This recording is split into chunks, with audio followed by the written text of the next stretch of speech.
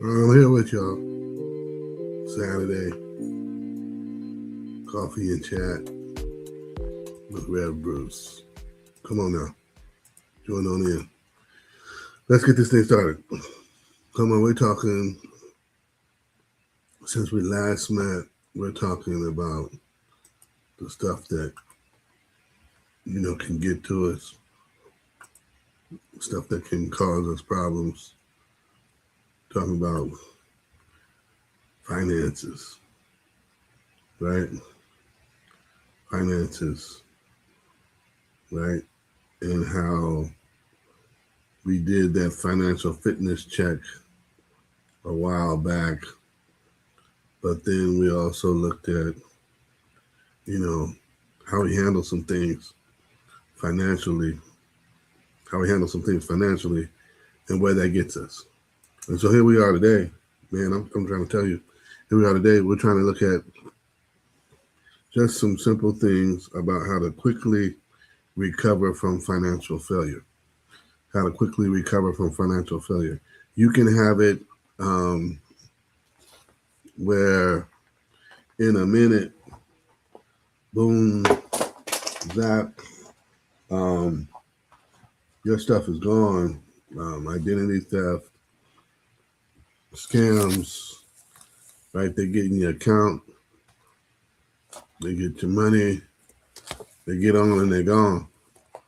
And I have to say, it's disheartening when you hear people tell these stories about how they got ripped off and the way they got ripped off and all that good stuff. But how do we get back on our feet? How do we put that thing back in play where we can say, hey man, look, I got hit, but I'm still on it. I'm still going with it. Right? And so I say it's like this. Man, you need to get strengthened financially with the financial foundation. Here's 5 things we're talking about to fix this up. 5 things we're talking about to fix this up. Remember, this is faith and finances, so keep in mind where your heart is.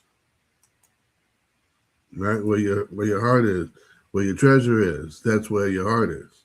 Right? That's what the Lord said. Where your treasure is, there your heart will be also. That's Matthew 6:21. Some of us are there. Some of us are locked in and can't separate the material from ourselves. And so we've got to work on that mindset and that heart set. Number 1, an immediate fast fix. Have the right perspective. Have the right perspective. Though riches increase, do not set your heart on them. These things, as the Bible says, these things can take wings. They can take wings and get up and be done and keep rolling. They can take wings, and the next thing you know, the thing that you're very trying to talk about, the thing that you're trying to deal with is causing you to go crazy right there. These things can take wings. And when they take wings, boom. It's a disaster. Everything goes. And I want you to know, don't set your heart on them. Don't get locked in on material stuff, right? I remember the first time one of my friends back in the day got that BMW, and it was all cool up until he had to get that, that oil change. It was all cool up until he had to get the spark plugs changed. And good Lord. But he was so attached to that BMW at all costs. At all costs is what it's going to take for him to manage that BMW. And he continued with that in that BMW. Get your perspective straight. Get your head straight. on what you're doing and how you're doing it and how you handle the financial things versus the other things in your life. Some stuff is just material, other things matter. You understand what I'm saying? Some stuff is just material, other things matter. Life matters. Matters of the heart matter. Whether you are able to go to the movies or not doesn't matter as much. Get you a Netflix subscription or something. If you're a Disney kid, get you a Disney subscription with Hulu and call it a day. But don't get out here and start pointing fingers and saying it's everybody else's fault that you don't have and blah, blah, blah. Get out, work for it, do what you got to do to make it happen. Some folks work 2 jobs. Did y'all know that?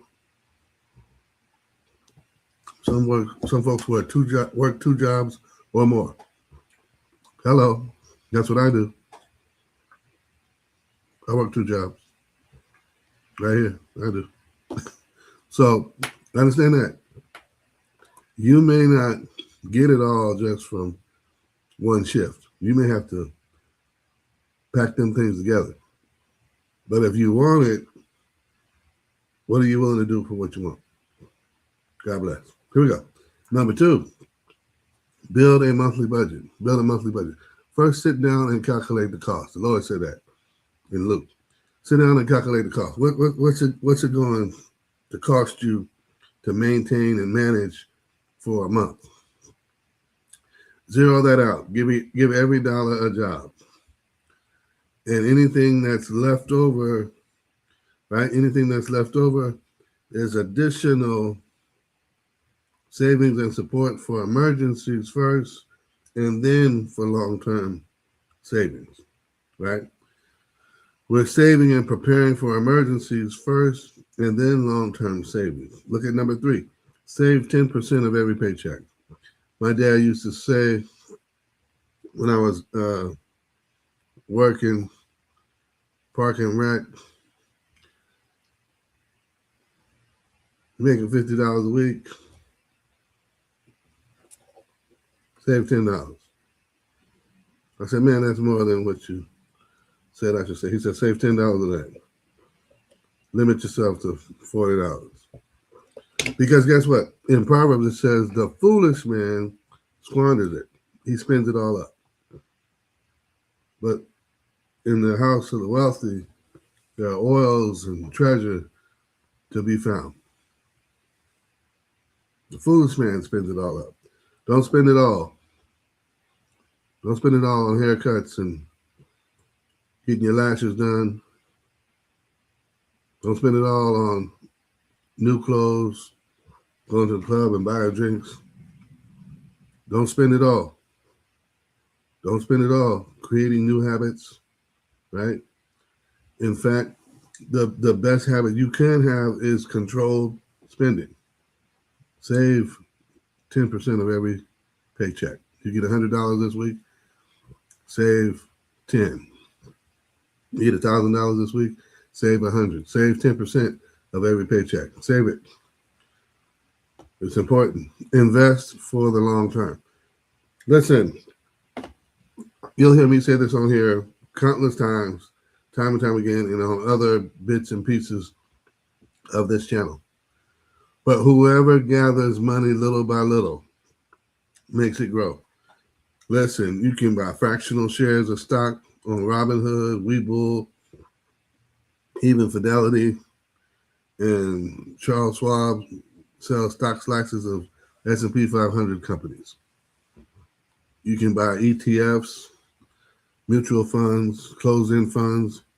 You can invest in numerous things. Whoever gathers money little by little makes it grow. Take those small steps to make big money moves that will allow you to have investments for the long term. Make that happen. Make that happen. Here it goes. Number 5, set up an estate plan. Set up an estate plan. A good man leaveth an inheritance to his children's children, and the wealth of the sinner is laid up for the just. An estate plan, a will, a trust, direct where everything you've accumulated will go when you've passed on. That's part of your legacy. Direct where it will go once you've passed on, and then let it be in the hands of someone, an executor, who can manage your directions fully and entirely as you see fit. Trust that. God bless. Now here's the part that's not as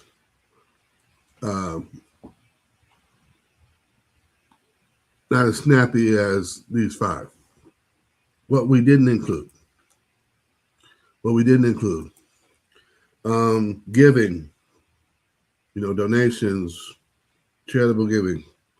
You need more time gaining control over your finances to become consistent as a consistent giver via tithes and offerings. Yeah, the Lord said it's more blessed to give than receive, but you've got to get that under control before you become a consistent giver. Don't make a commitment that you can't continue with and you haven't looked at a budget to see if you can continue with it. Don't do that. Make a commitment as you build your budget. Hey, I want to set aside this amount of what I've got in order to contribute here. That works.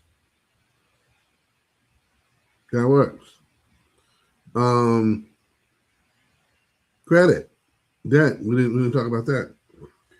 Why? Because getting out of debt is a long-term process. It's not a quick fix. And most quick fixes for getting out of debt create other debts. And I think that's part of the problem. You get a quick loan, take care of debt, consolidated, and now you're having trouble paying the consolidated loan. No. Figure it out. What needs to be knocked out. If you are able to do that consolidated loan, how does that fit into your budget? If you need to take on another job, right? How does that fit into your schedule?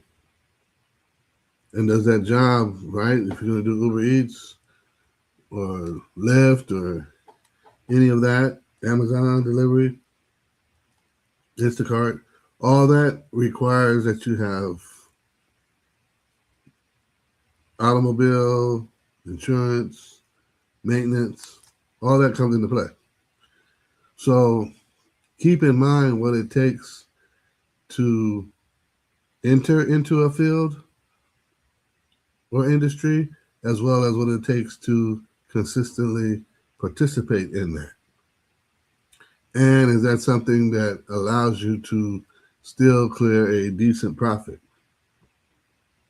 And it may work for you.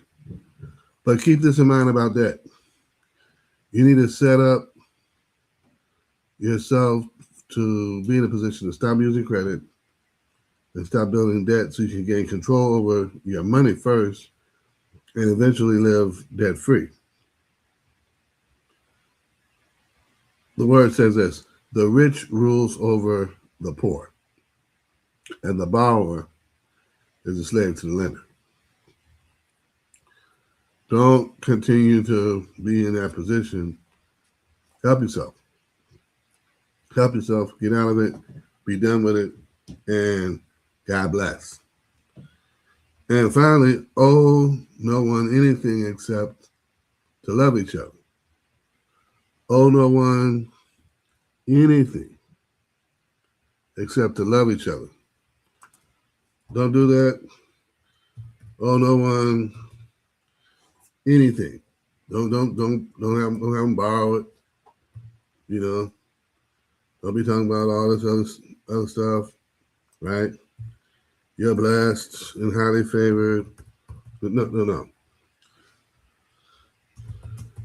You want to look at it from a perspective that says, hey, the one that you can count on, right, is God. And beyond that, after counting on God, can you count on yourself? Can you count on yourself to follow through and follow up and do the things you're supposed to do? You know, we're doing it according to the word. And that's what that's about. And so we're not just picking and choosing, right? I know some people may say, oh, you're just picking and choosing a few select scriptures. Well, on here, looking at, like I said, some quick fixes. But in order to do it fully, I would say go to, like with Dave Ramsey and Financial Peace. Use the old Larry Burkett Crown Ministries, if your church still offers that. Does your church offer Awana? But don't snap on me if your church isn't putting out what's already in the text about God and the Word and how that fits into wealth and building. The oldest text that's in the Bible is about Job. And Job wasn't coming from the poorhouse. Job was an established man who was from the East, who was rich. That's the oldest one. Then you got Moses writing about creation and all this other stuff. But the first story is about a rich man who lost it all. He lost all his material wealth based upon some things going on in the spiritual realm. So let's get real and let's get right about that. And so, yeah, y'all, this is not Scientology. This is none of that. This is about the Word of God and faith and finances and how to fix a few things after a financial failure. How to recover from that. How to bounce back. How to find your footing and reestablish your financial foundation and get on a path to where you can live financially free. That's the goal. That's the goal of getting folks on this thing and moving along here, because otherwise we're in a struggle that is ugly. It's an ugly struggle that we shouldn't have to face. Hey, I just want to let you know this has been great. Appreciate it. Thank y'all for hitting me up in the comments. Appreciate that. Keep them coming. Say hi, stop by, whatever it takes. God bless. God be with you. Let's get this thing working. Peace.